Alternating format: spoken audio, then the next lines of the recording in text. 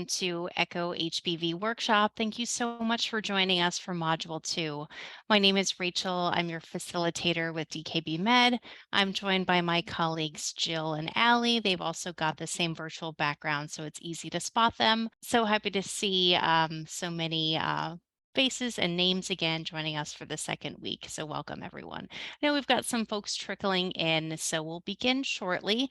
Dr. Pan, thank you so much for coming back. Yes, thank you, everybody. My name is Carla Coffin, and I am a hepatologist and clinician scientist at the University of Calgary in Alberta, Canada. It's my pleasure to be here today.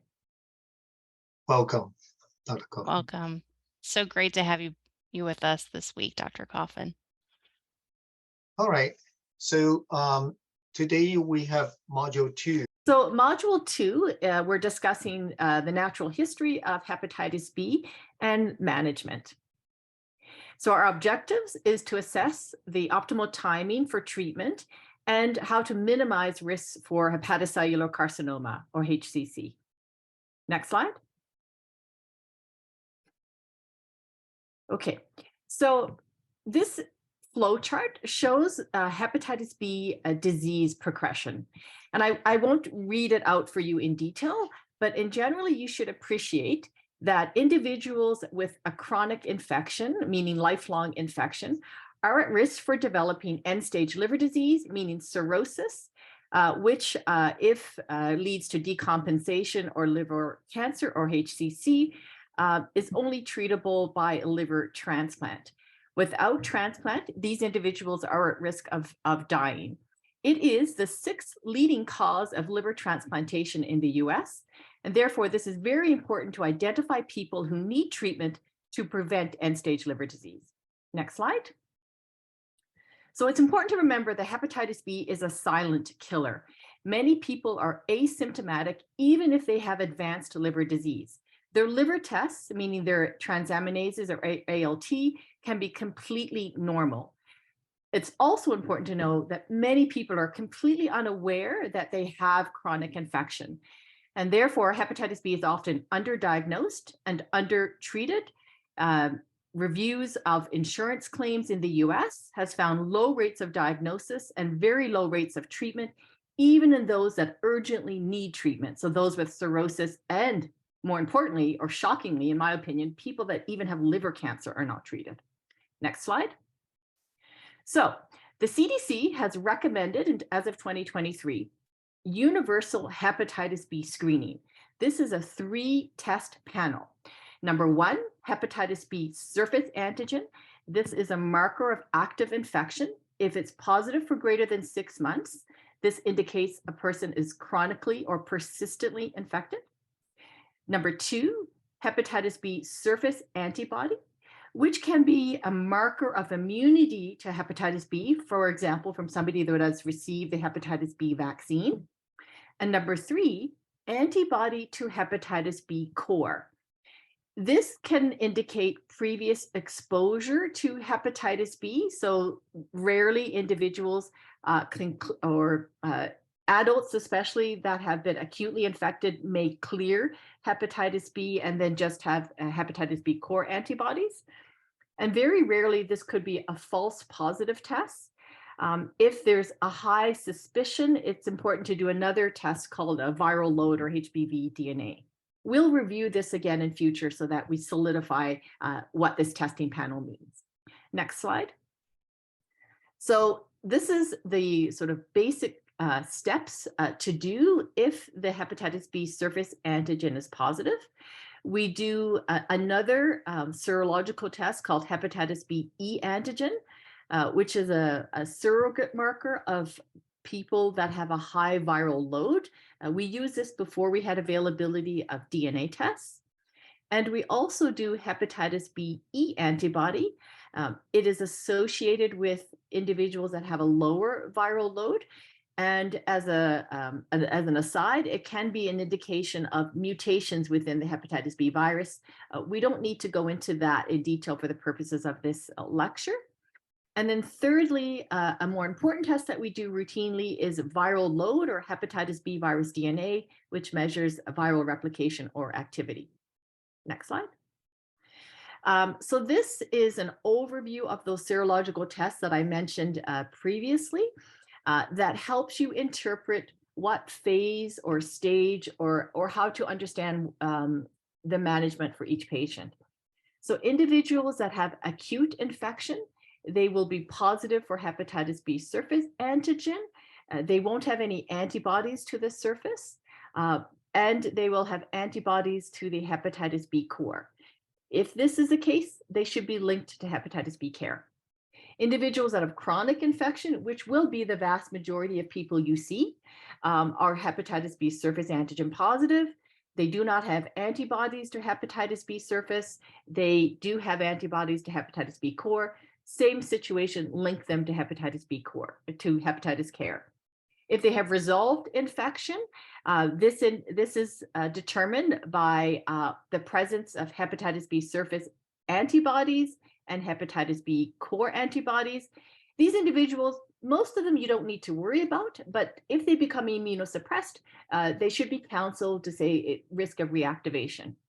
As I mentioned, the hepatitis B surface antibody, if that is the only test that's positive, then we're good to go. This just means that the patient is immune from hepatitis B. You can reassure them. People that are negative for all of these markers mean that they have not been vaccinated, and you should offer the vaccine to them. Those of the isolated core antibody, this can be rarely a false positive, but in most of these patients, you should offer them the vaccine, counsel them, and consult a specialist if the patient is immunosuppressed. We have opportunity to ask questions about this again if this is confusing.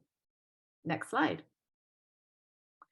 So there are several vaccines available for adults, either a 2-dose or a 3-dose regimen. There's also a combination of the hepatitis A and hepatitis B vaccine. Novel vaccines are approved and in development for special populations. There are some people that don't respond to the standard vaccines, and these include people that are immunocompromised or those on dialysis. It's important to remember that vaccine is most important. It is the first vaccine preventable cancer. If you prevent hepatitis B, you prevent development of cancer. Next slide. So now we're going to move on to the laboratory tests to assess the natural history of hepatitis B.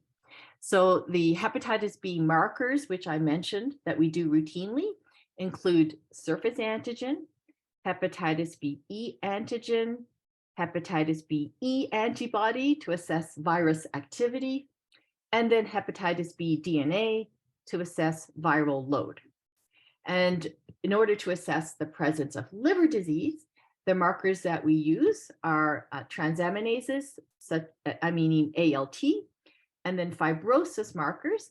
Historically, we would only have liver biopsy available, but now there are new novel non-invasive testing, either elastography or biomarkers. Still, there are selected patients where we do need to do a liver biopsy to assess for liver disease. And then it's also important to do surveillance for liver cancer. It's critical to keep that in the back of your mind for all of your hepatitis B patients, so alpha-fetoprotein and ultrasound. These markers still have limitations, and there's a need for better ones, which are in development to assess natural history.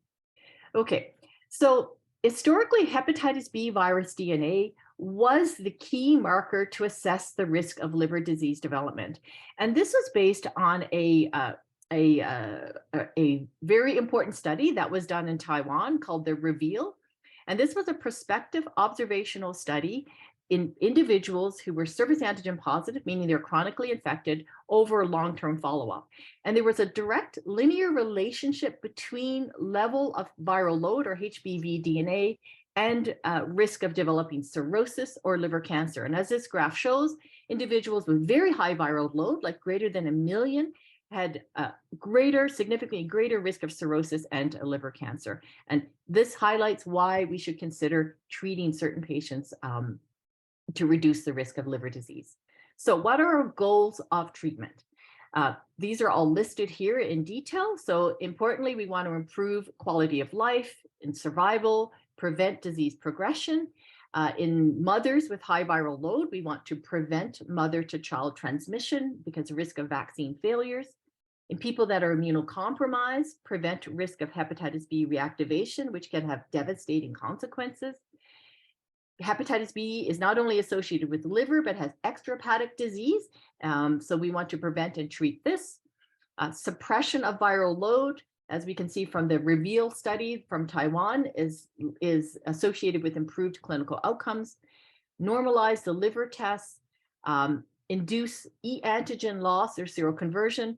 And finally, the holy grail, what we ultimately want to achieve for our patients is to achieve surface antigen loss or seroconversion, which in the experts are calling a functional cure.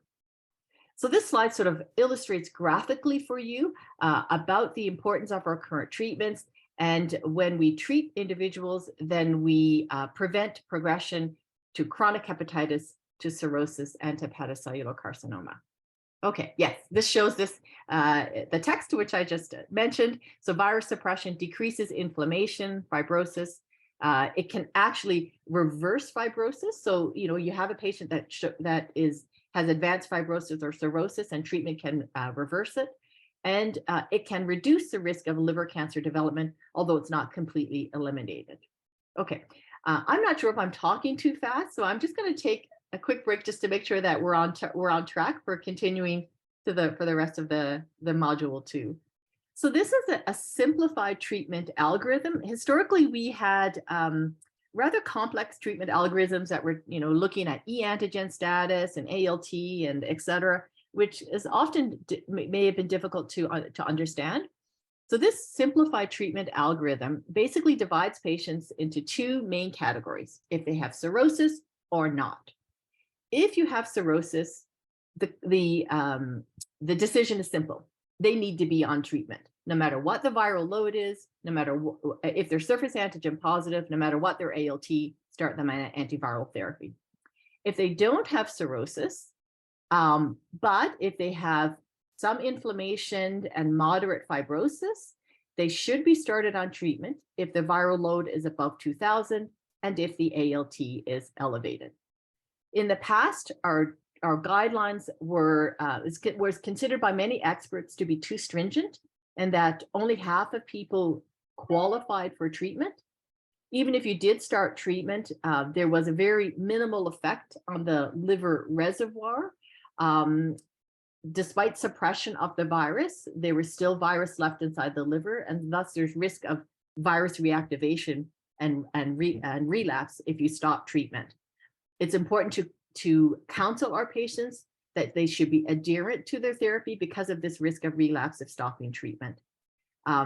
There is also discussion that despite many years of being on long-term therapy, especially if people have cirrhosis, there is still a significant risk of developing hepatocellular carcinoma.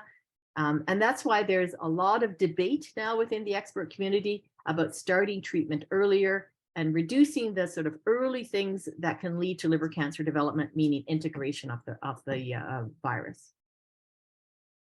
Next slide. Okay, so as I mentioned, now there's a lot of discussion about changing our current treatment paradigm. So currently we're telling people if you start treatment, you have to be on it for the rest of your life for the vast majority. If you stop treatment, there's high risk of relapse. We're saying that treatment is beneficial because it reduces overall liver-related mortality. It doesn't completely eliminate the risk of HCC or liver cancer, but it reduces the risk. And although the current drugs we have suppresses the virus, it doesn't cure. It doesn't completely eliminate hepatitis B because of the reservoir within the liver. Now there's a new paradigm or new discussions that we can consider more finite treatments, and that there potentially could be in some patients a sustained off-treatment response, and that people can develop what we call immune control, and even the ultimate goal, which is to clear surface antigen. And that if they're not on treatment, there is no increased risk of mortality and HCC if they clear surface antigen. And thus, many of the new treatments that we have coming through the pipeline are hoping to achieve this goal with an increased chance of curing the disease. So this is the future or even the near future for the new treatments. So the question is, and again, this has been part of academic debate, why don't we just treat everybody, like HIV or like hepatitis C, put everybody on antiviral therapy? This is maybe something to consider in theory, but it's actually not that practical. There's still limitations of our current therapies. It doesn't completely eradicate the infection. The virus is still in the liver. We still need to give people treatment for many, many years, decades, if not lifelong. There are implications for drug resistance, especially with the second-line nucleoside analogs, such as lamivudine. And there's still implications for treatment adherence. So counseling our patients, it's important to stay on the drug, to take it every day. If people lose their drug benefits, they may be forced to stop therapy and other issues. And in many regions, there's even the cost of the drugs, which can still be quite a barrier to care. However, I think many of us would agree within the academic community that we should consider expanding our current treatment algorithm. And next slide. So now we're going to move on to when you should refer to a specialist. So it's based on your own or the primary care provider's comfort level, of course, in all instances. If you don't feel comfortable, then definitely you should refer. But regardless, all patients that are surface antigen positive need to be treated and they need to be monitored. If their surface antigen is negative and they're just anticore positive, they should be referred if they're immune compromised. So receiving immunocompromising medications or treatment, etc. They should be considered for treatment if they have elevated viral load, and this will reduce their risk of liver-related complications as per our expert guidelines. If they're not on treatment, they should be monitored regularly with blood work every 3 to 6 months, and they should be screened for liver cancer with alpha-fetoprotein and ultrasound if they meet the expert guideline criteria in terms of age and ethnic background. Anybody with cirrhosis, especially if they are decompensated, 100% should be referred to a specialist. And people with co-infections, hepatitis C, hepatitis delta, and HIV. And as I said before, there's now a shift to expanding criteria for treatment and treating everybody, but this is still a controversial because of the reasons I discussed before. Next slide. Okay, so what do we do about monitoring people? So if the viral load is above 2000, ALT is normal, monitor HBV DNA and ALT, assess for liver fibrosis, treat if they're older, meaning in their 40s or 50s. That's the older age. If the viral load is less than 2000 and ALT is elevated, check for other causes of elevated ALT, continue to monitor viral load at ALT, continue to do fibrosis assessment. And there's a new biomarker, which I didn't discuss before, but a quantitative surface antigen that might help determine if they need treatment. If the viral load is less than 2000, but the ALT is normal, continue to monitor and also monitor for spontaneous clearance, which can happen spontaneously and rarely. So check surface antigen every year, and also monitor for fibrosis assessment and treat if there's progression of fibrosis. This novel biomarker surface antigen levels or quantitative surface antigen might help. Thanks, Dr. Coffin. Great presentation. Yeah, if anyone has any questions, you can unmute yourself, you can ask it, or you can put it in the chat, and we'll read those aloud. Anything that you wanted to add, Dr. Pan? I have a couple questions that came into me that I can share in the chat. Well, I think it's a very well done presentation. I don't have anything to add. I'm looking forward to the questions and probably share the case. Okay, and I put the first question in the chat so everyone can see that. What testing is required after someone has resolved acute hepatitis B infection? So if they've resolved, then the first test is to confirm that they've resolved or cleared, and that is the hepatitis B surface antigen. And depending on how long it has been since they resolved the infection, I guess you could do the I would assume that it's been greater than 6 months because that's how you would determine that they're not chronic, like they've cleared it. So after the 6 month period. So hepatitis B surface antigen, hepatitis B core antibody, and hepatitis B surface antibody. Is that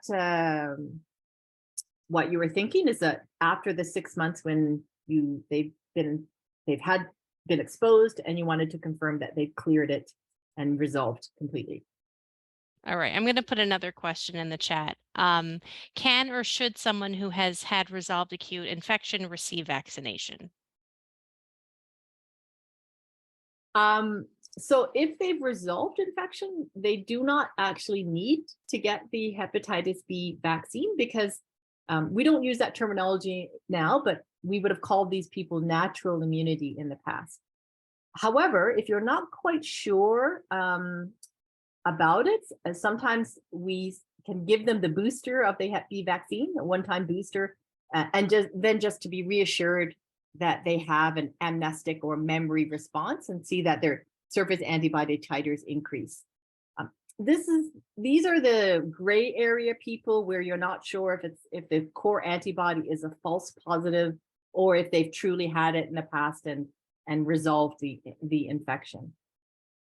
What do you say about that, Calvin? But for the vast majority, yeah, I think it's absolutely true. Particularly when you're talking about chronic cases, if it's chronic, then you do have to worry about the so-called state of resolved infection, because sometimes you define as a core positive and surface antibody positive. In a chronic case, you think it might be a resolved infection, but you have to pay attention to a follow-up test, at least usually 6 months to a year, because some patients, they may flip back. They may have the antibody for a little while, but they just are borderline, but they flip back, and then they could reverse. We see that all the time, particularly in patients, taking antiviral therapy. But acute cases, I do 100% agree with Dr. Coffin. In acute cases, you have a well-documented history of acute infection, and you saw IgM, right? And then the IgM resolve and become IgG, the antibody. So definitely those antibody more durable. You have less worry about the feedback. Yeah, so I think it's rarely we see acute hepatitis B in clinical practice where we document this. I think the most situation you're going to see is somebody that has a long-term chronic carrier and they clear surface antigen. So you do these tests to confirm it, but you might need to repeat it because they can sort of have reverse seroconversion. All right, thanks. Shantae asked, what are some recommendations to prevent transmission from mother to baby? Well, Dr. Pan has done sort of landmark studies in this area.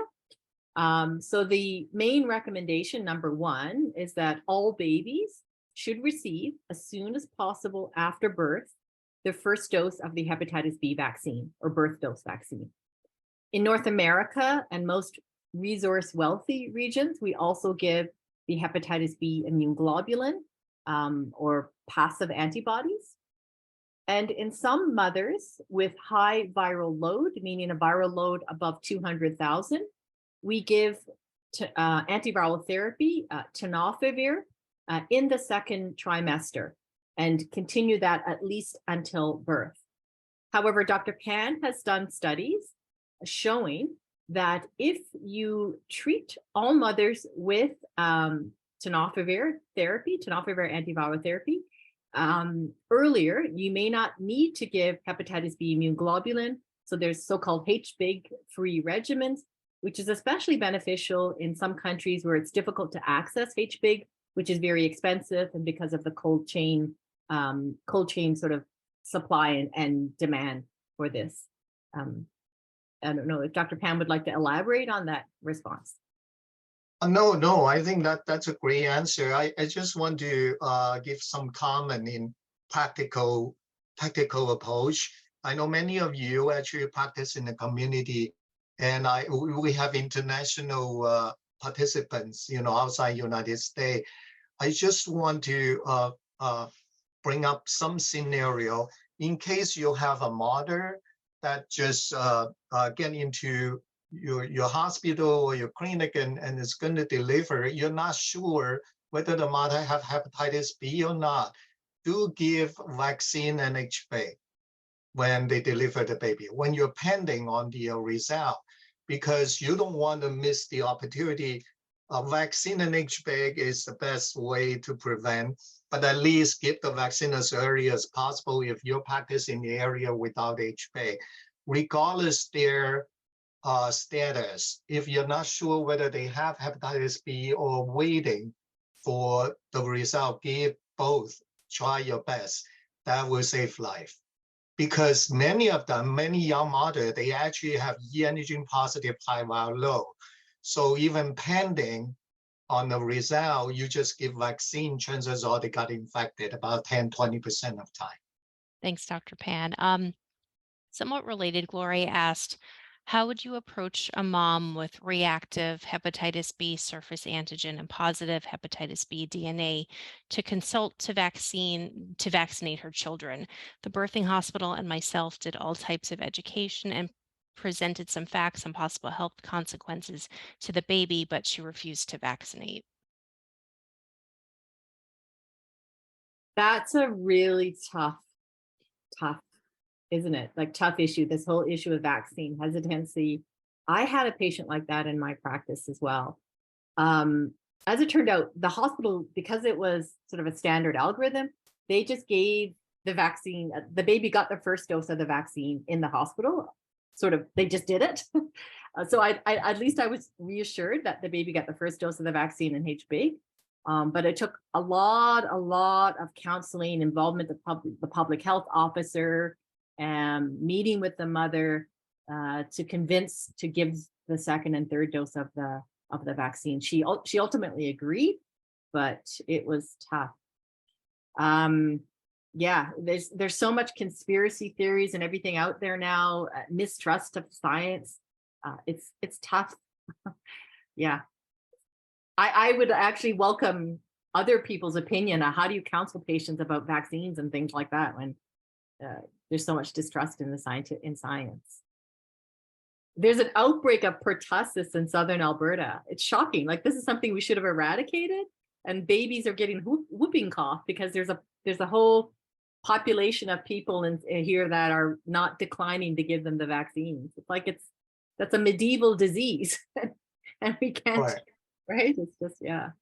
I have a few patients like that. I think luckily we have the opportunity to do more education. I have mothers with hepatitis B. The first kid had autism. She believed that the vaccine caused it, and she's not going to give any more vaccine for any subsequent birth or any kids she will have. So luckily enough, we had that discussion even before the delivery. So it's not a standard recommendation, but I was explaining to her the lower the viral load, the better the weight. If you don't want that, if I have no way to change your perception on this, then I will recommend antiviral therapy as early as possible, suppress the mother, and she sort of would agree with that. But I think I understand in the scenario that you're in the delivery room already, there is nothing else you could do, and try to convince the patients get the vaccine to the baby. I think that's tough. Because most likely they wouldn't agree with HB if they wouldn't take the vaccine. So the only way I think for me is, ask them to bring the kid back maybe in a month, monitor them and see if they got infected. You never know. I mean, even they have a lower viral load, they still have a chance to get infected without a vaccine. Yeah. I mean, the baby's exposed, is effectively exposed to the virus. All right. So there are some studies suggest early treatment for the kids probably can get a good immune control and get surface antigen loss. But that's a sort of a salvage approach. the best way is prevent the infection. Thanks for answering that. Dr. Coffin or Dr. Pan, Turgeon Acefa's question, I don't know if you can see that in the chat. So you mean if there's surface antigen and surface antibody positive at the same time? So yeah, this is sometimes a common scenario. It could mean that they're in the process of seroconverting, so they're clearing surface antigen and developing surface antibodies. In this situation, availability of quantitative Hep B surface antigen titers might be helpful, and you just sort of follow the patient.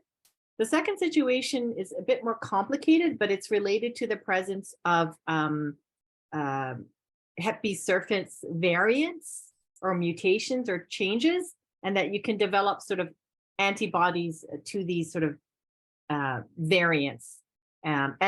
Clinically, it means that they're still a chronic carrier. They still have hepatitis B, and you don't treat them any differently from other people that don't have surface antibodies. Treat them the same as a chronic hepatitis B positive person. Yeah, I agree with what Dr. Coffin explained to you. It's different in different population. In vertical transmitted based population, I mean Asian patients, the prevalence of so-called coexist surface antigen and antibody, it's about 12 to 14%. Has been some study look into that, like Dr. Coffin explained. It could be a mutation of surface antigen.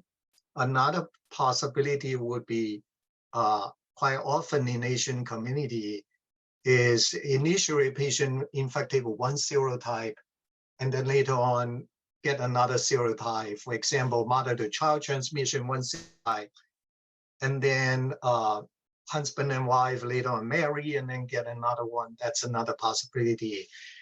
But it doesn't matter whether they have the antibody or not. If they have surface antigen, the antibody is not protected. Either is mutated or different serotype or even genotype.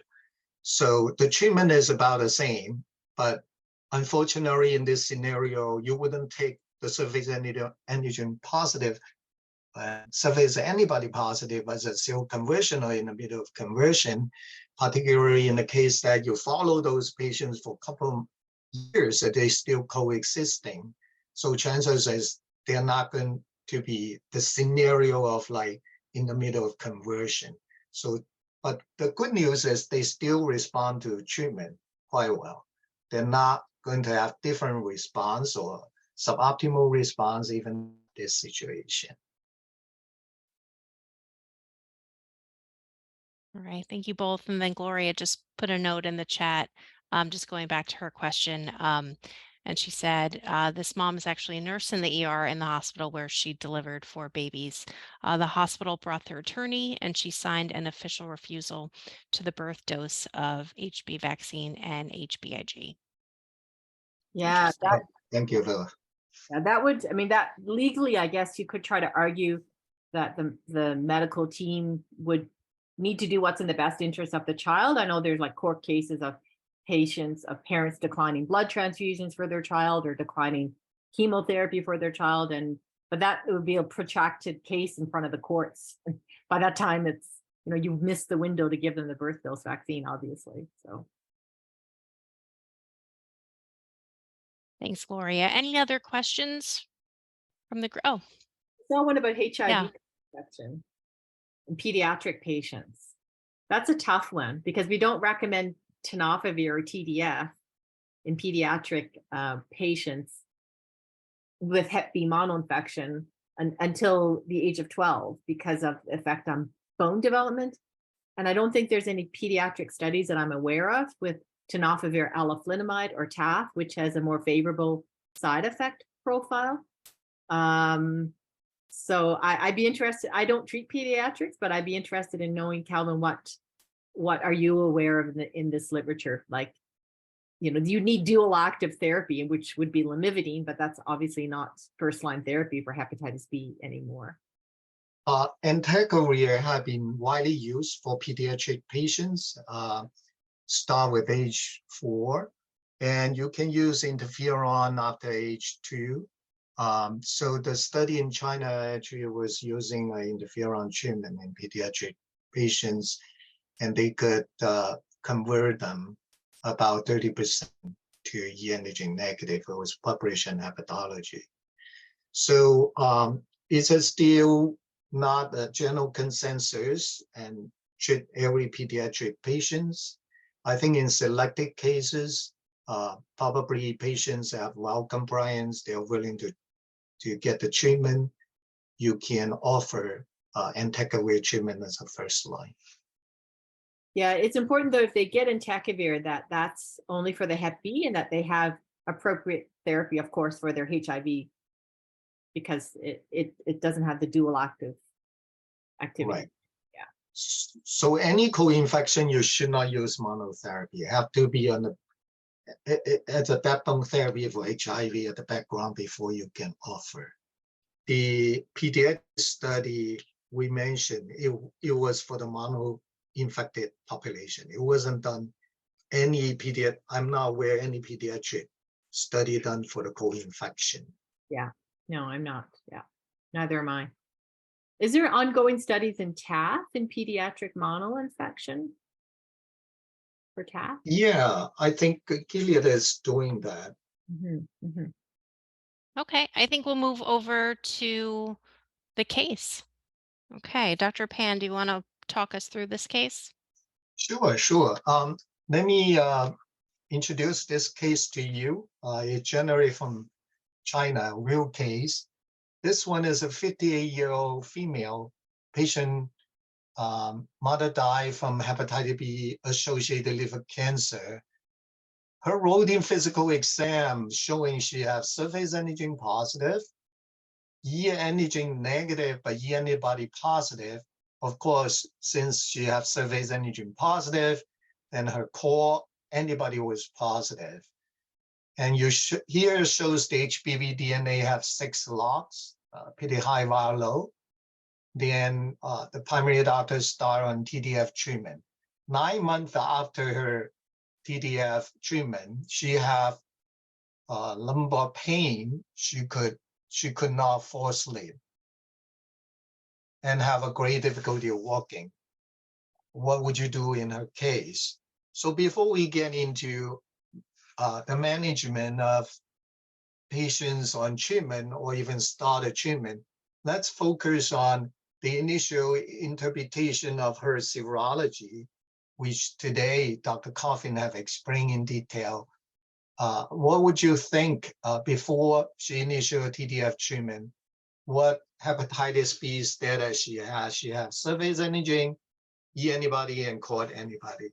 Anybody here would just agree to monitor her at that point? Let's say her ALT was normal. She have a high viral load. Her ALT is normal. Would you treat her or not treat her at that point? Oh, just to make note, Shantae put chronic in the chat for us to see. Yeah, that would be correct. So chronic hepatitis B e antigen negative infection.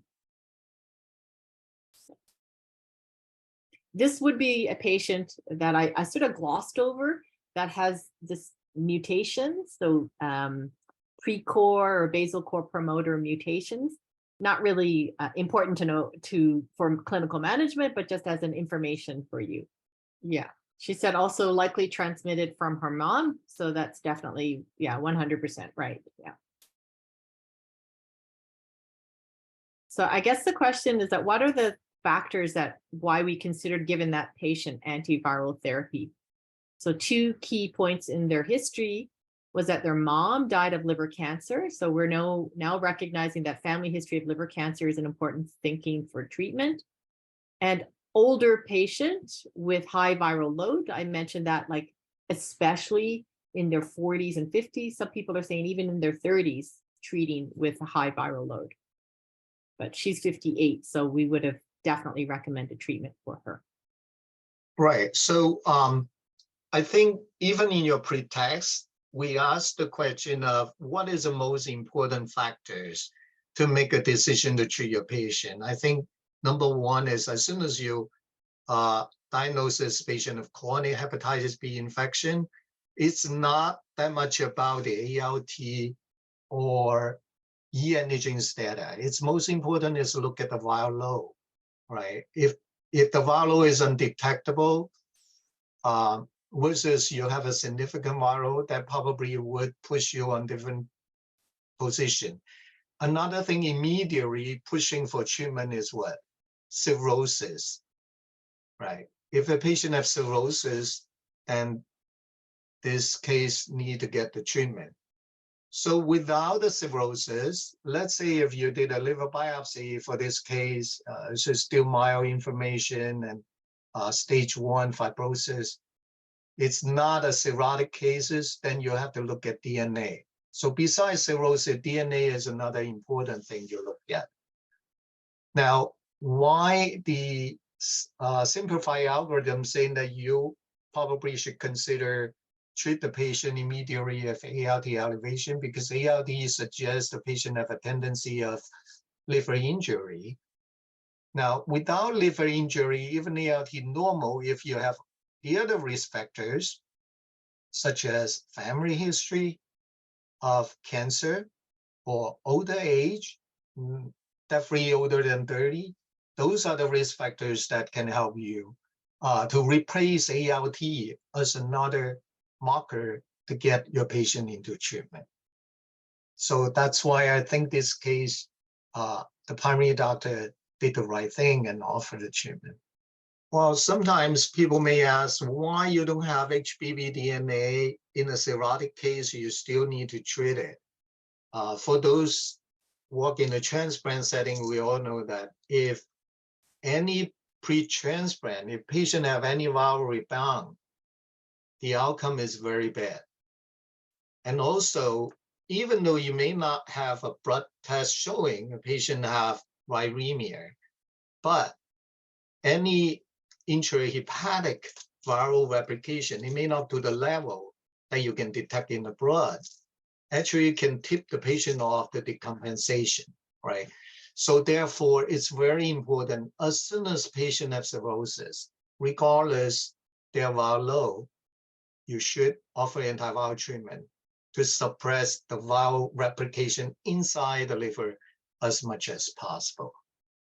Okay, I will slowly move to our post poll if no one has any other comments. And again, we're appreciative of Dr. Pan and Dr. Coffin's patience. But always looking for volunteers. We've got a couple more sessions left. So if anyone has a patient case that they would like to share, just let us know. You can put it in the chat. You can just letting us know. You can email us at echo@dkbmed.com. So we'd really love to hear from you. And Dr. Pan and Dr. Coffin can speak to how they would help best manage your patient. Okay, I think we'll move on to our post-test poll. Very similar questions here. So this is after the activity. As a result of this activity, how confident are you now in recognizing which patients with chronic hepatitis B may defer treatment? Would you say that you're much more confident, moderately confident, somewhat more confident, or not more confident? And just scroll to see that other question. Which of the following is generally an indication for initiating treatment for hepatitis B? Would you say measurable HBV DNA, negative for hepatitis B surface antigen, HBV surface antibody positive, or elevated ALT? Give everyone a few moments to answer those questions before we review the responses. And at this time, my colleague Jill will put the link to the evaluation in the chat, so be on the lookout for that. Thanks, Jill. And just a reminder, you will need to be logged in with your DKB Med account to access that evaluation. And that's where you can claim your CME credit for this activity. like you do every week, and also be on the lookout for an email, which will contain the link to the video from today's session, which will be on YouTube, as well as the link to the evaluation, just in case you didn't catch it in the chat. Okay, so I think we will end the poll. Okay, and we're a little split, but we're either much more confident or moderately confident as a whole, which is great. And Dr. Pan, it looks like most people chose for question 2, measurable HBV DNA. What's the correct answer here? That's the HBV DNA. That's a correct. Great. Because the antibody positive doesn't mean patient have active infection. You have to look at surface antigen, right? So the ALT, it could be from fatty liver, it could be even a very extreme-related exercise or some herbal medication. So you cannot just rely on ALT. As Dr. Calvin indicated from the Taiwan study showing that the higher the DNA level, patients have a higher chance for liver cancer and cirrhosis. So among all those indicators that they list in the question, HBV DNA should be the one that, compared to the other markers, more reliable indication for you to treat your patient. We got 80%, Yeah. 79% correct. Yeah, definitely paying attention. Wonderful. And you'll see after this series is done, we send a survey out to all of you, just asking about your confidence again, and hopefully you retain your knowledge. So I'm thinking we'll see even higher than 79% later on. Okay. So great. We've got a few minutes to spare so we can give you back. Thank you so much, everyone. We'll see you next week at the same time. So it'll be Tuesday at 12 p.m. Eastern. And again, if anyone has a case that they would like to discuss, feel free to let us know. We're happy to talk about that. All right. An echo clap. Thanks so much, everyone. Thanks, Dr. Pan. Thanks, Dr. Coffin. We'll see you next time. Take Thank you care. all. Bye, Take care. everyone. Bye bye now. Thank you. Bye.